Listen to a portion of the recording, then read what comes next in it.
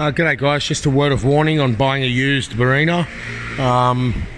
You know, not only are these cars also neglected, but the ones that are looked after even are problematic. They suffer severe reactions in the cooling system. You can see that the quality of the components of the car is really, really bad. So here we've got a wiring harness. Should I do it? You know what I mean? Like, no good at all. That's the camshaft sensor. We're doing here a water pump timing belt. It's relatively straightforward, but not when it all goes rusty and stuff like that. So what was I going to show you? Oh, the reaction in the coolant. Just the way the different metals react together. And the thing is, the car did have GM coolant in it, apparently, but you know, like, it's clearly the fault of mechanics as well here.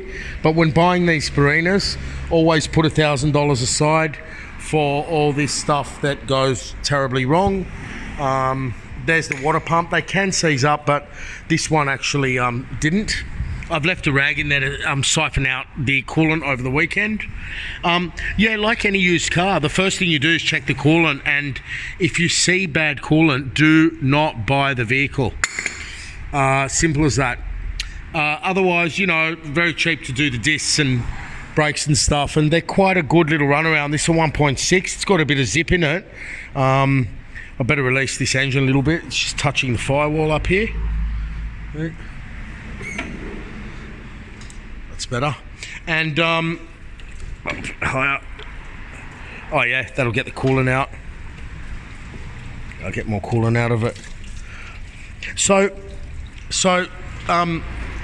yeah, like, look for service history, you know, corroding batteries that spew acid onto wiring, and every car, basically buying every car is the same. This guy's made the same mistake, except you can just see the quality here over the years. This is 1994, okay?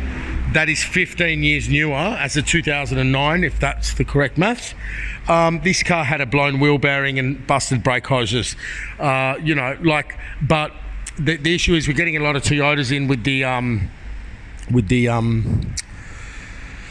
blocked pickups in the engine. So that, you know, that's one thing. And you know, when you get to these cars you know, it's like, you know, like, if you're gonna get the rocks, if you're gonna get these rocks in the engine, stay away. That's all I can say about it. You know, the rest is all bullshit.